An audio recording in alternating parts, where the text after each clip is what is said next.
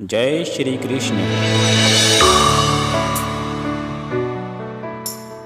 दोस्तों, भगवान श्री कृष्ण का ये गुरु मंत्र आपको मात्र एक क्षण में पाप और पुण्य दोनों से मुक्त कर देगा।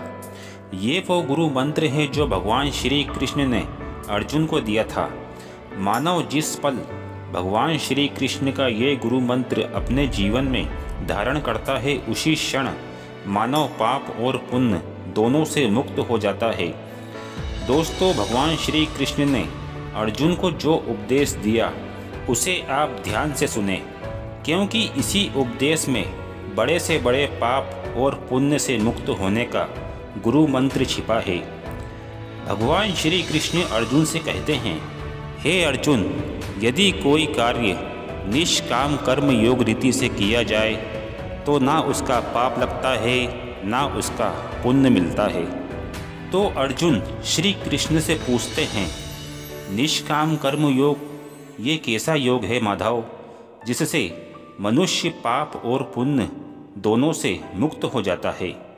तो श्री कृष्ण कहते हैं, ये गुण विद्या है अर्जुन, जो इसके रहस्य को समझ लेता है वो मनुष्य संसार में रहते हुए भी, सांसारिक कर्म करते हुए भी कर्म फल के बंधन से मुक्त रहता है।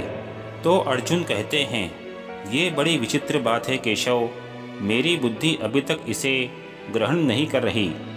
तो श्री कृष्ण कहते हैं, वो इसलिए पार्थ, क्योंकि तुम्हारी बुद्धि पे अभी तक आसक्ति का पर्दा पड़ा है, और जो निष्काम कर्म योग में बता रहा हूँ उसकी बुनियाद ही निराशक्ति के आधार पर रखी गई है।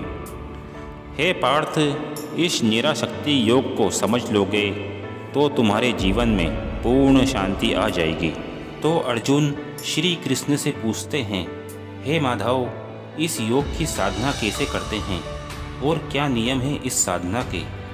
तो श्री कृष्ण कहते हैं, इसकी साधना के लिए तुम्हें कोई हजारों वर्षों की तपस्या की आवश्यकता नहीं है पार्थ। इसकी साधना तो मात्र एक क्षण में हो जाती है।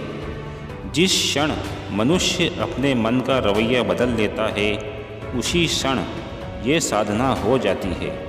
तो अर्जुन श्री कृष्ण से पूछते हैं, हे केशव, कोई भी मनुष्य एक ही क्षण में आसक्ति को कैसे छोड़ सकता है? जब मनुष्य कर्म करता है तो उसके फल की आसक्ति तो उसके कर्म का हिस्सा होती है, जिसके अंतर्गत प्राणी फल पाने की इच्छा से ही कर्म करता है। तो श्री कृष्ण अर्जुन से कहते हैं, हे पार्थ, बस यहीं से निष्काम कर्म योग की साधना शुरू होती है। अर्जुन, तुमने कहा था प्राणी फल पाने की इच्छा से ही कर्म करता है, लेकिन निष्काम कर्म योग ये सिखाता है कि फल पाने की इच्छा से कर्म मत करो, बल्कि अपना कर्तव्य पूरा करने के लिए तथा अपने धर्म का पालन करने के लिए कर्म करो, क्योंकि फल पाना तुम्हारे हाथ में नहीं, तुम्हारे अधिकार में सिर्फ कर्म करना है पार्थ, सिर्फ कर्म करना। दोस्तों, ये था भगवान श्री कृष्ण का उपदेश। इस उपदेश का अर्थ ये है, भगवान श्री कृष्ण समस्त मानव जाति को समझाते हैं कि मनुष्य अपना कर्म फल की इच्छा से ना करे, बल्कि कर्म को कर्तव्य समझ के करे, अपने धर्म का पालन करने के लिए कर्म करे।